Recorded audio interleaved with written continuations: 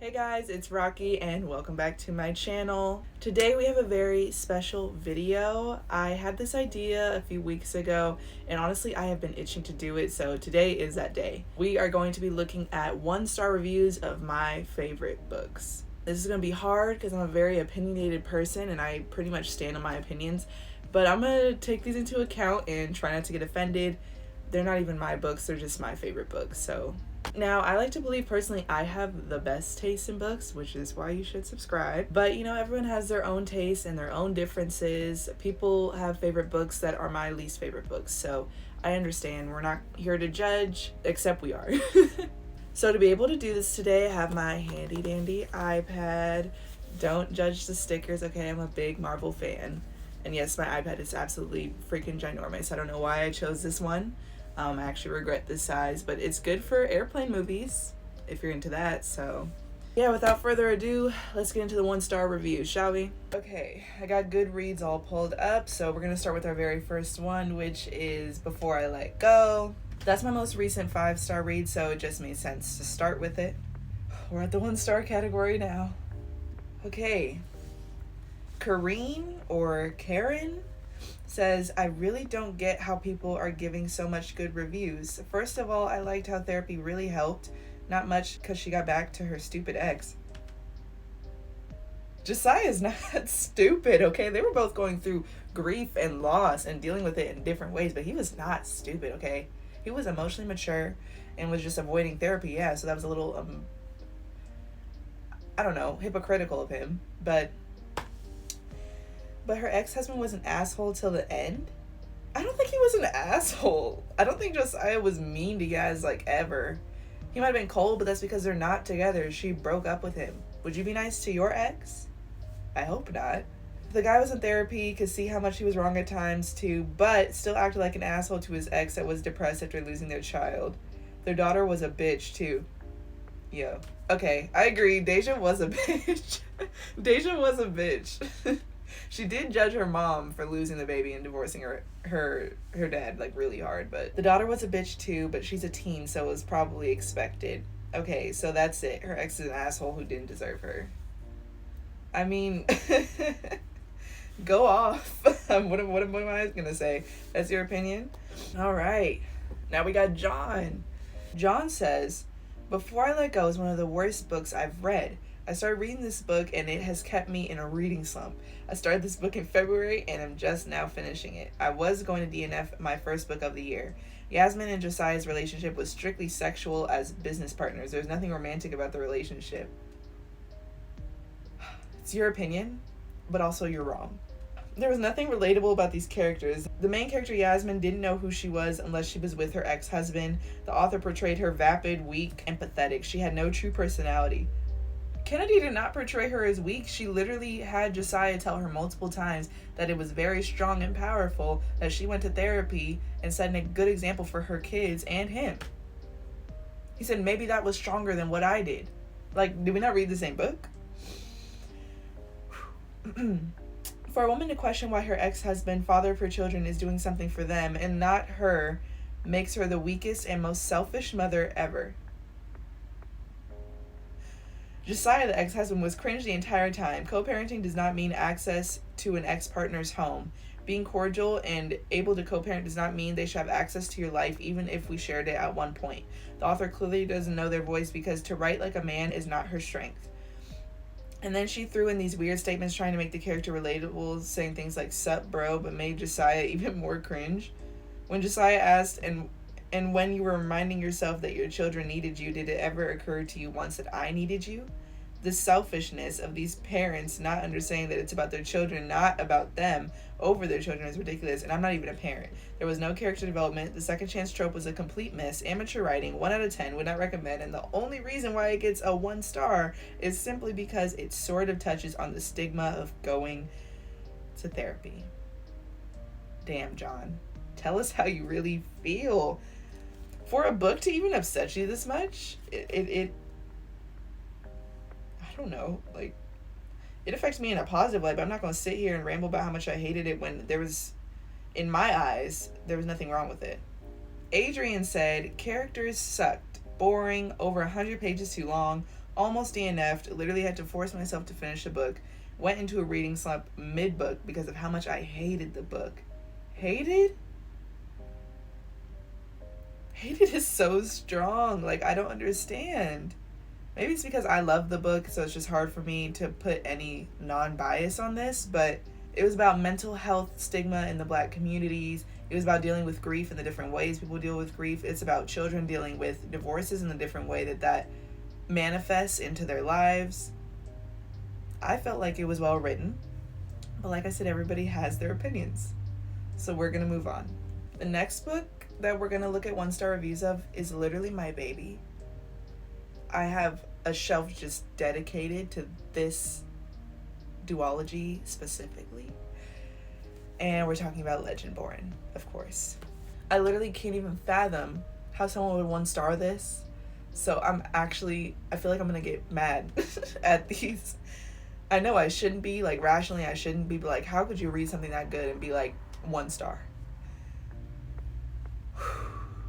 We're collecting ourselves before we look. Okay. Our first 1-star review comes from Atten Raw. They say, this is the top 3 worst books of 2021. This is one of those cases that makes me wonder whether I read the same book as apparently everybody else. Apparently you didn't. I dislike this book very much. It had no story. It did. No characters. What? And absolutely nothing to keep me interested. The world building was both laughable and unreasonably complicated. Was it? I feel like it was easy to understand. It's literally YA. This complete muggle, Bree, she's not a muggle at all, actually, if you read the book, who, by the way, is grief-stricken by the loss of her mother, finds out that there is magic, knights, and kings, etc., and she doesn't bat an eye. She takes it all in stride like it's an everyday occurrence. No. She does get a little held back, but I feel like the reason she didn't fully freak out, she did freak out a little bit, but the reason she didn't fully freak out is because she understood that there was also a power within her that she's felt. So she kind of felt at place, almost. You know what I'm saying? If you're a prophet fulfilling a prophecy, you might not be as freaked out as an actual just regular person. You know what I'm saying? She then proceeds to notice how hot the guys are and in general act exactly the same as a female protagonist in all the YA out there. Like, what's wrong with a little romance and fantasy? What's wrong with that? Nothing at all. Nothing's wrong with it. I hear hating. That's all I hear. There was absolutely nothing special about her. She was as dull as a bowl of soup. Also a bad friend. I won't argue the bad friend. She did have her moments. I just don't have time for any more overhyped YA, chock full of the same old cliches. Insta-love, love triangle, bad world building. I don't remember Insta-love. If you're talking about Bree and Nick, I do not remember Insta-love. Love triangle, sure. In 500 pages of this, no thank you. Well, more for me then. Like, I don't know what else you would want. So, the next one comes from someone named Nee C. It starts off by saying, silly bitch. You talking about Bree? Silly bitch is all I can say. How can you see the horrendous treatment and brutal beatings of our ancestors, African Americans, in person and still swoon over a person with ancestors that dished out the treatment? Oh, this is a Dr. Umar-ass take. Oh my goodness. This book sure limited the amount of black people, especially with the main character being black. I mean, even her best friend is white. Oh, the one Asian quota was met. Shit's stupid. Then after Patricia tells... Do people know that Will is black? I feel like people don't remember that. Will is black, right? She has a black teacher who she goes to, right?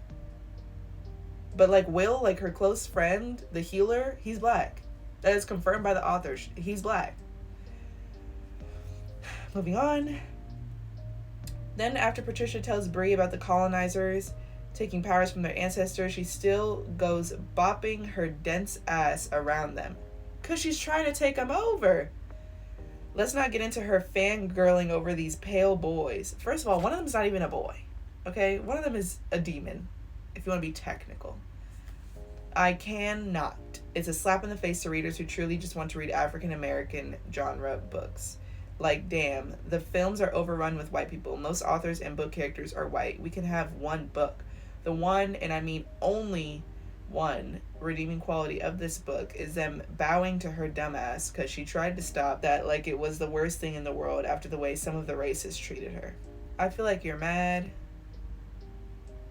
about something that this book wasn't.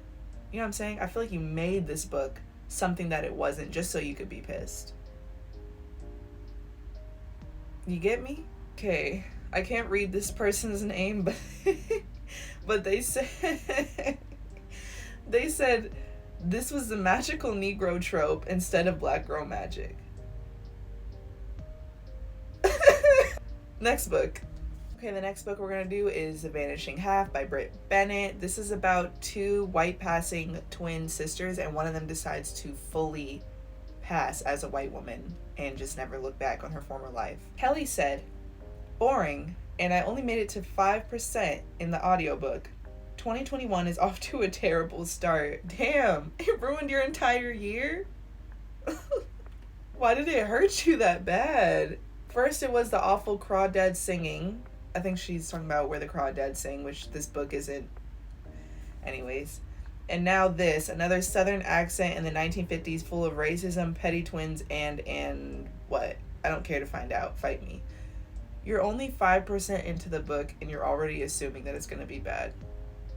I think to DNF properly, you need to at least be at 25%. 5%?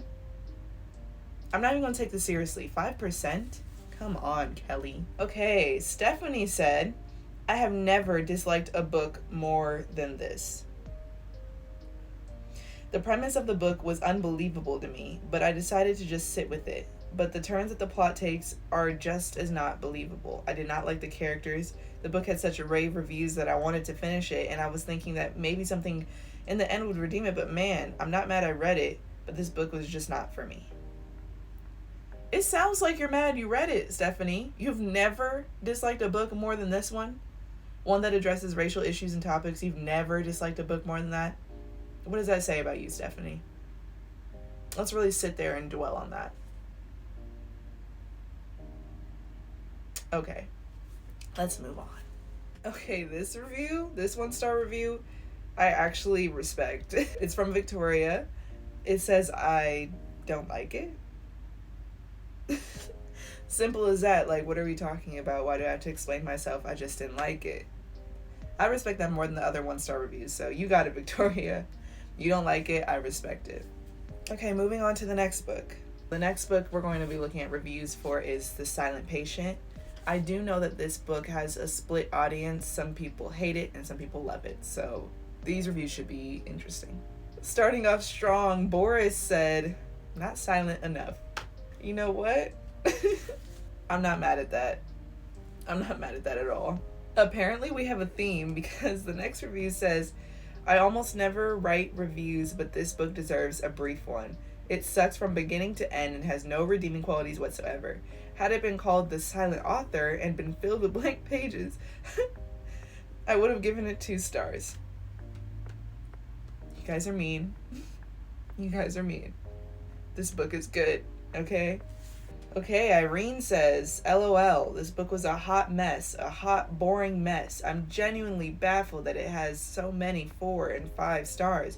I've certainly disagreed with the consensus of reviews before, but I'm not sure I've ever simply not understood how someone can give a book a high rating when so many did. An interesting premise, a woman killing her husband then never speaking again, and a therapist who finally gets her to talk, turned into nothing. It was not! I'm getting too emotional. Sure, the twist at the end was vaguely entertaining, but it doesn't excuse that the other 300 pages vacillated between being boring and infuriating, all narrated by a truly unlikable main character.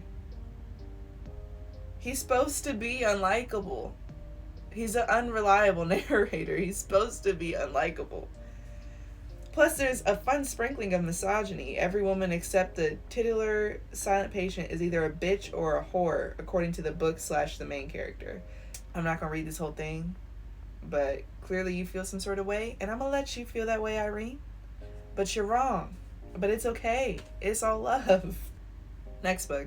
The next book is The Worst Best Man by Mia Sosa. I haven't heard many people talk about this book, but it is one of my personal favorite romance books of all time.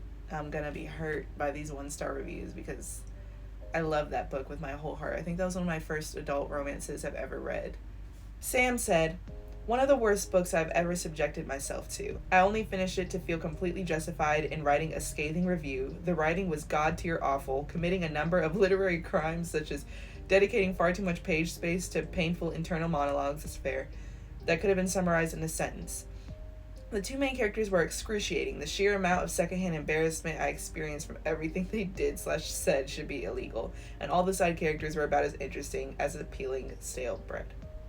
The thing about this book is it is cliche and it is a little corny. And for me personally, I'm fine with that because I like corny and cliche books, okay? I've mentioned on this channel before that one of the books that got me back into reading was After.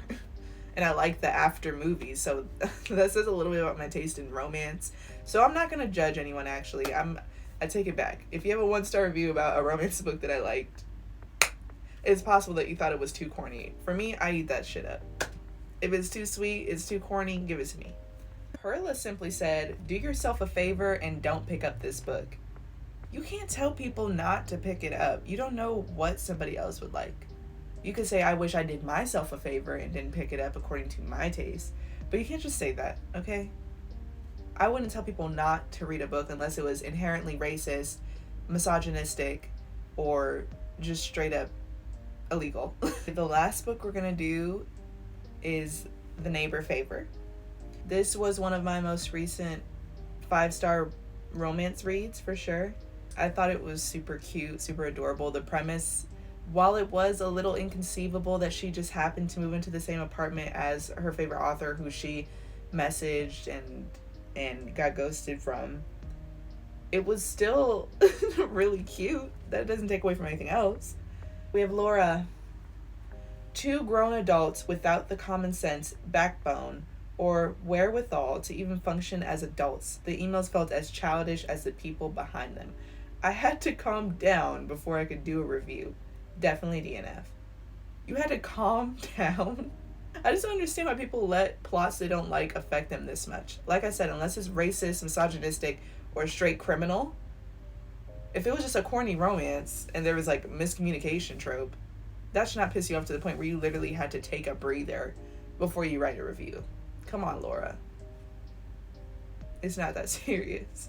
Rebecca said, "This was the hardest to read, most predictable, no sparks book. It's a miracle I finished, my lord." No sparks? I felt sparks.